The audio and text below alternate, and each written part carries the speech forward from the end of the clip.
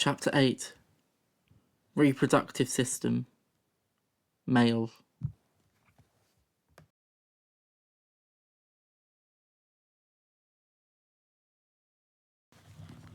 Testicles. We split the room by gender when we played Trivial Pursuit.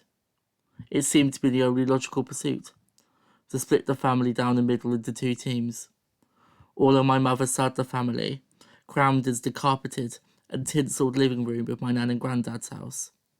All 13 of us, lining the walls like gargoyles, filling the sofas, chairs pulled from the dining table in the next room, and others sat as if they were sprinkled upon the carpet, in a large circle around the centre of the room, where a table stands, with the board and the small colourful pieces of the game we had chosen to play. We had argued about what the teams we should play as. Children versus adults. That wouldn't be fair. Separate families. The discrepancy in each team size wouldn't be fair either. Splitting the room by gender seemed to be the only fair option that the majority would accept. So, I had to move from near the centre of the room and place myself on the floor between the feet of my granddad and father, facing all the women in the family as they crammed themselves around and onto the leather sofa, their bodies packed like sardines in a small tin can.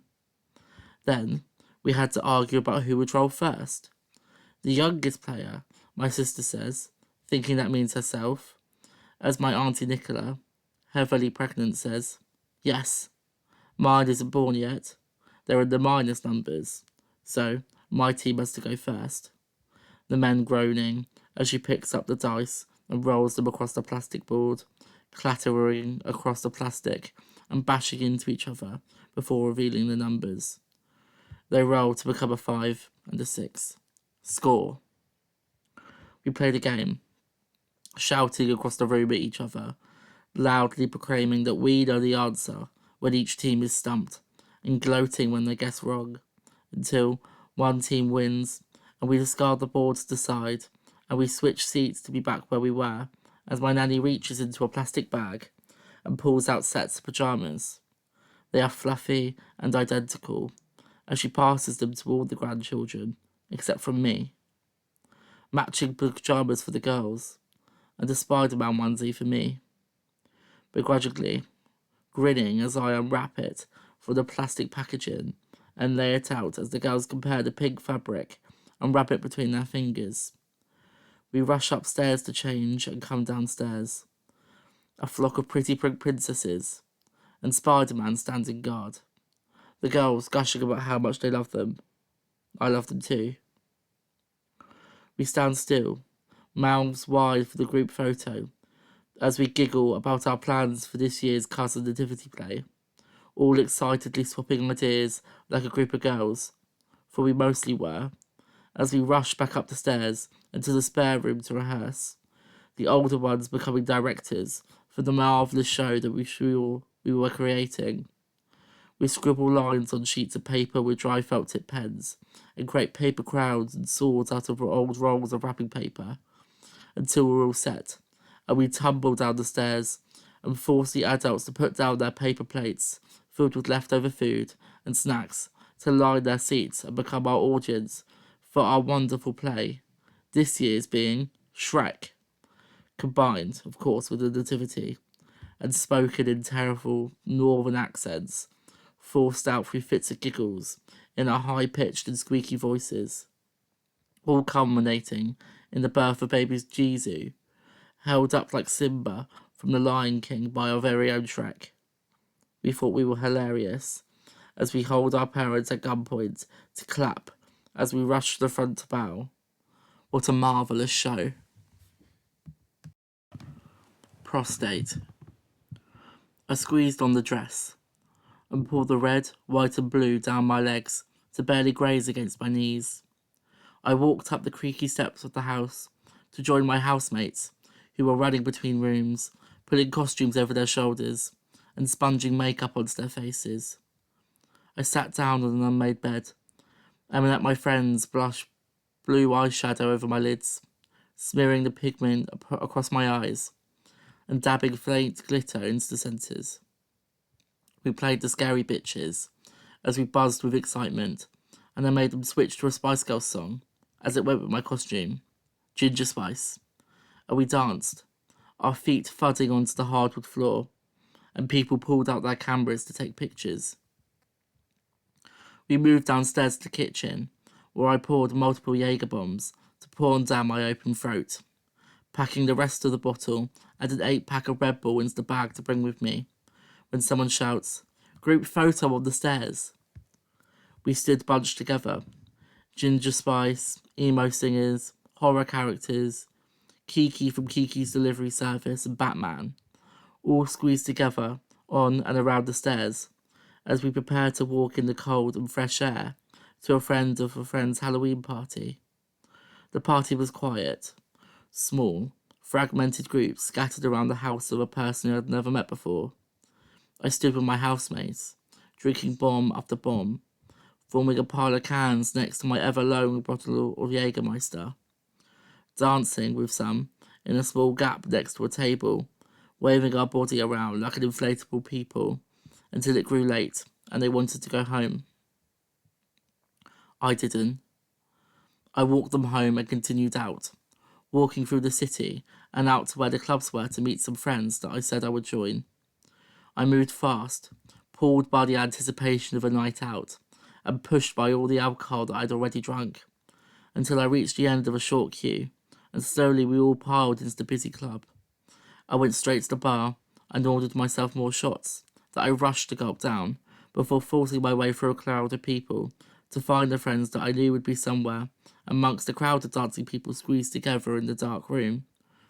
The neon lights and puffs of smoke lit the room gently in small flashes that illuminated the edges of the people as I searched person by person until I stumbled upon them, huddled and dancing in one corner.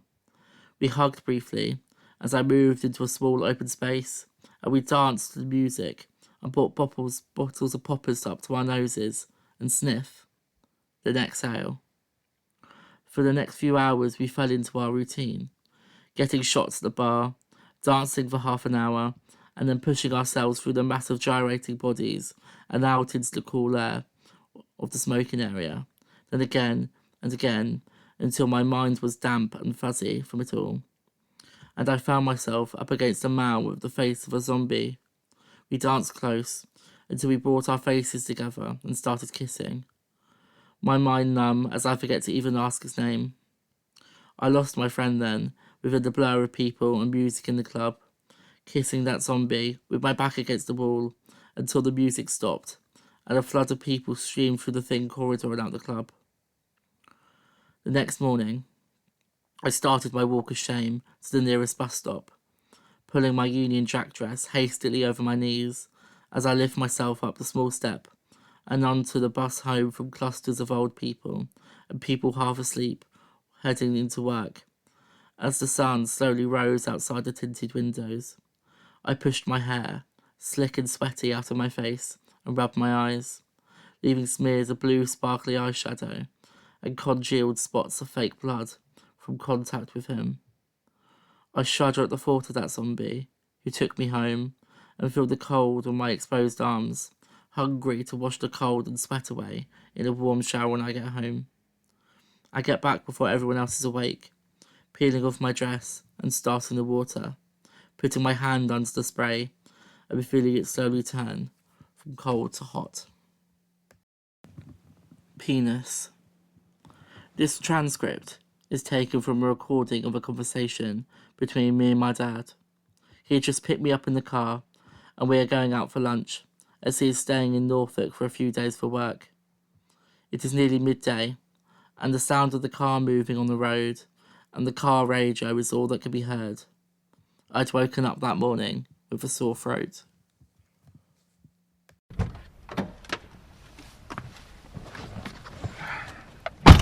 Brilliant. And I did a documentary where I put the group back together. So is one in your house all right? So it means a lot. Yeah, they're all good. Song. Yeah. 5 big years of Brit funk, and this was How's the your week Brit been? funk band for me. What day is it? So Wednesday. Yeah, it's been Yep. interesting week so far. Yep. What was your A roller first coaster, isn't career it? path? Where did it It start? always is. we need to go. Oh, Right. that's been map gone. One day. Can go that way? Can go that way, can't you? Can go that way. A bit tight, isn't it? I've got this catalogue in Chicago, but I don't know these titles. You know more than I do about these titles. Well, there I am. So it is good about Mum. That's good news, isn't it? Very good news. Yeah. She did cry. Yeah. I would With too. relief and I would joy. too. Because we didn't expect it as soon as we got there. Yeah. So it's good. Yeah. Have you ever expected another round of stuff? Well, you don't know what to expect, do you? No. You got to keep an open mind, and you know, we could have said, "Oh, it's spread everywhere," you know. Yeah. It's good that I said very good news. Yeah, she's officially clear of cancer. And we're going to Ireland. We're going to, I said to Mum, you know, what have you got lined up this week? I said to Mum, she checked her diary and there was nothing there. So I said, well, if you wanted to book Ireland, my passport's turning up today, apparently, my new one. So I need Mum to keep her eye open for that. You excited to go to Ireland? Yeah. Well, you've been there loads, haven't you? Yeah, well, I've been there a few times. Jesus, very enjoyable.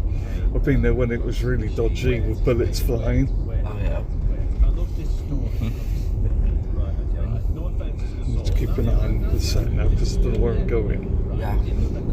So we'll go to Derry, I assume, at some point. Yeah, we can. Yeah, we go to. We'll probably fly straight to Belfast from Luton, base ourselves in Belfast, Yeah. go to Giant's Causeway probably on a trip or something, Yeah. and then do whatever we like, really. Yeah. Where was your mum from then? Was she Derry. from Derry? Yeah. She was born in the oldest house in Derry. Do you remember it was like a bit of wasteland? They did have a garden. Yeah, it was a garden fenced off. Yeah, I remember you showing. There used to be a double house there. It was like a rectory house.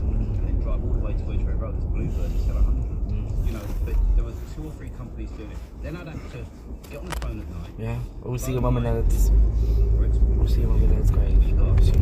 If we go to Derry, we'll go before. I think it would be a shame not. Don't go.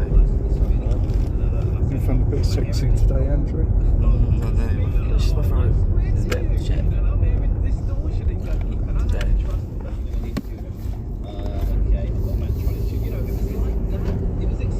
Where are we going then? Yeah, we went before. It's not far from here. We're a couple of miles in at 1.4 miles from here. And I need fuel because I haven't got any left. So that's priority. Might get fuel first. Yeah. I think there's a petrol station at that Asda, if I remember rightly.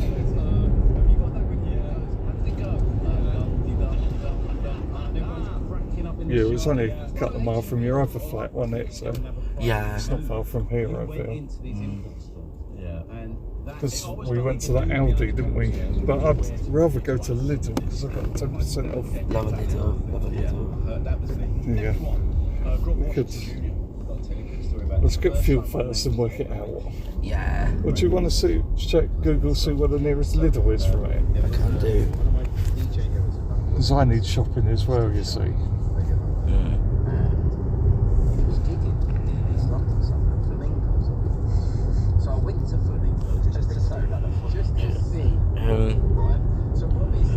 There's one 0. Oh no, there's one 2.6 miles away.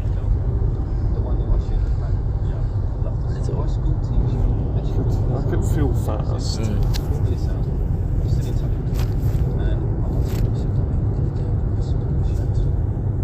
That ain't far either, 2.6 was at 10 minutes. Yeah. I prefer Lidl to Aldi, or we can go to Asda. It really makes no difference to me. Got Robbie on. And he goes, this request, I'm going to play this song now for Trevor. I don't know if he said my surname, but I was like, oh my God, my name is on the radio.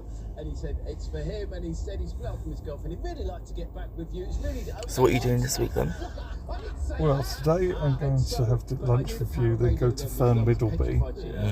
I said I'll be there about 1:30, so we should be okay. And tomorrow I'm out with Rockwell, but I've got to take my car to Lowestoft because it's got to get serviced in a MOT tomorrow. So I'll leave the car there. Justin will pick me up and we're going to do customer visits. And then I'm probably just going to do a bit of work from case to Friday. What are you doing anyway? Are you doing anything Friday night? Or? Probably not Friday night. If you wanted to, we could. But I don't know if you want to or not. I'm sort of out taking a little break from drink. Are you? You've got a couple of little spots there. Thank you. Yeah, little heads. Yeah, until around submission, I think. Just because I've got so much shit to do.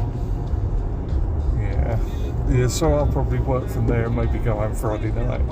Or I might pop down the club for a pint Friday night and go and Saturday.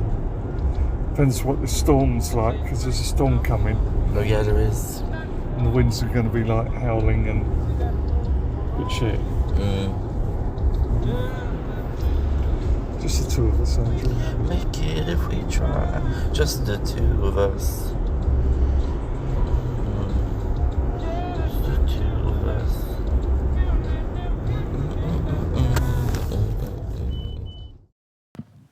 Scrotum. I ran forward, feeling the wind rushing against my face. Thousands of shallow voices whispering into my ears, that they were telling me hushed secrets, taunting me to go further, telling me to run ever deeper and closer. My feet carving footprint-sized holes into the sand, growing from light and dry to dark and wet, until I could feel the waves gently lapping at my feet, the way in which time began to shave away at my soul, wiggling my toes against rushing water, that if it wished could threaten to turn and grind my bones into dust, only to be sprinkled like sand upon that shore. My father watched, stood further up the beach behind me, with my sister by his side, wincing my eyes against the bright sun to see blobs of pink and yellow against the view. As I walked into the sea, ice water soaking through my clothes, as I waded further in, past my knees, then my belly button, then up to my elbows and neck, until I start bobbing gently in the water, allowing myself to move with it, become one with it, letting the tide carry me on its journey across the world. I was a brief passenger. I remember the feeling of it. I remember feeling so small, compared to the scale of it. Adrift in the ocean, just a child surrounded by something so ancient. A child, so small compared to its colossal size. I left the water, shivering, as my father rushes up to the shore to wrap me in an old blue towel, the fabric rough on my skin as I dry myself off. Me, my dad, and my sister turning back to wave at my mother, us standing still and gently waving as my mum snaps a photo, her voice saying, "Cheese," carried so softly in the wind. My dad picking up the towel, now wet and covered in sand, throwing it over his shoulder and walking upwards to meet my mum, me and my sister sitting at the water's edge, plunging our hands into the wet sand, picking up handfuls to dig deep holes that fill up with water, creating shallow pools, before the water sinks in and disappears. We drag our fingers through the sand, spelling out our names and drawing smiling faces, as our small wet bodies dry off in the sun. We sit in a small moment of peace, humming softly against the sound of the moving water, before a large wave crashes into us and pulls my little sister into the sea, only a small gasp escaping from her mouth before she is dragged into the water. I shout out as I see her pink wetsuit, a blur inside the heart of a wave, as my dad rushes past me, diving into the water, throwing his phone and his keys onto the damp sand next to me, as he crashes into the sea. before carrying out my sister, choking up salt water and crying into my dad's shoulder, placing her onto the sand next to me, my mother rushing down with us to wrap a small pink towel around her, my dad and my sister shivering as my father picks up his phone and his keys and pats my sister on the head. "Fuck, that water is cold," he says, grabbing a towel to wipe the water with his face. "It feels like my balls have travelled up inside of me."